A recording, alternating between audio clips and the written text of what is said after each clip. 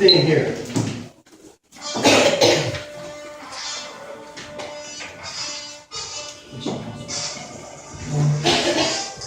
Good morning, Town Lake Power Corp. For the last couple of years, the Russian mafia has found a new way to raise capital by hacking computers around the world and holding their data for ransom. The virus, commonly known as CryptoLocker, targets both businesses and individuals alike. To combat this invasion, MIF recommends Agent Lee Martin of ComputerHealthFile.com. Married to Mary Beth, raising twins, spending time as a political consultant and contributing as a founder of the T40 Patriots, Lee has sharpened his skills in patience and tenacity. After managing over 5,000 employees as one of the largest staffing companies in the Southeast, Agent Martin has focused his expertise in combating worldwide criminal factions by protecting the common man from such invasions from globally based criminal organizations, including listening to your mission, should you choose to accept it, would include listening to the next 7 minutes with our guest, Lee Martin. This message will self-destruct in 5 seconds.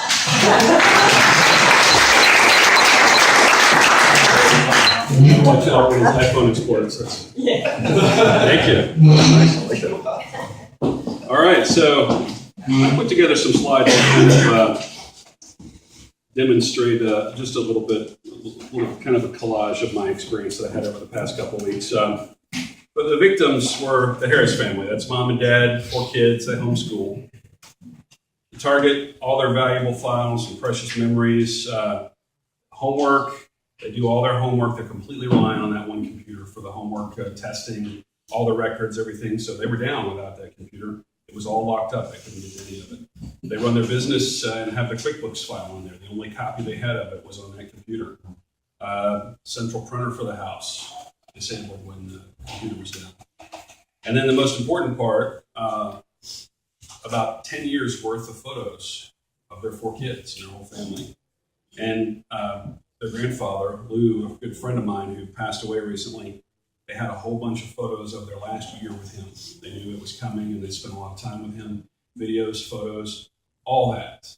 The only place that was stored was on their computer, and the hackers locked it up and were demanding money to unlock it. So, held for ransom.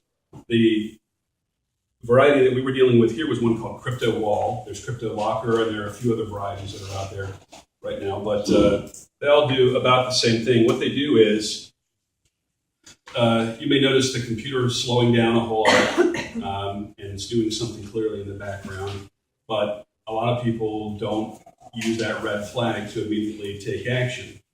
After a few days of the computer running slowly, suddenly, boom, this message pops up on your screen, and this is what it is. It's a whole detailed thing that says what happened to your files, tells you that they've all been locked up and encrypted, and that the only way to get it is to pay them money, and then it gives all kinds of instructions about what you're supposed to do to start going through. And it's not that easy. This is not something for the do-it-yourself person to try to get into and do. I've worked with computers for years and years and have an expertise, and even I had several missteps going through this. It took about 2 weeks really to get all this straightened out.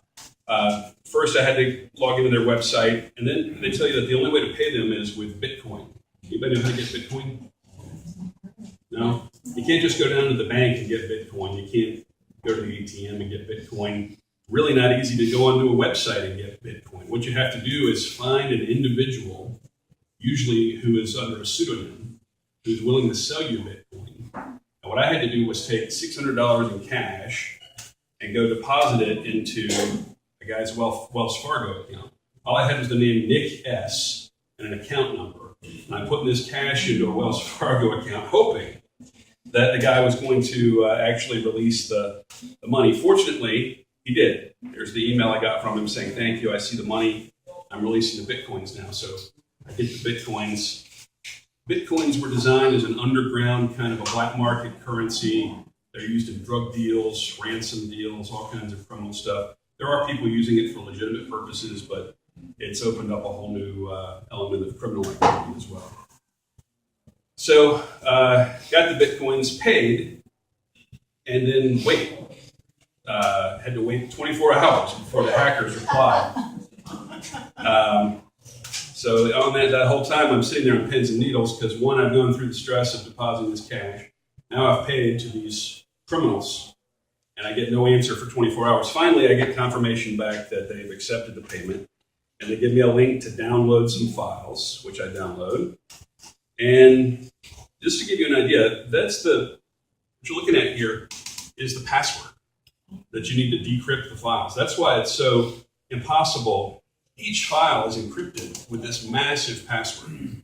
There's no way to hack that on your own. There's no software out there that can just go through and hack and figure out that password, especially when you're talking about thousands of files on your computer. So really the only option people have at this point is to pay the ransom and get the password. And it's different for each infected computer.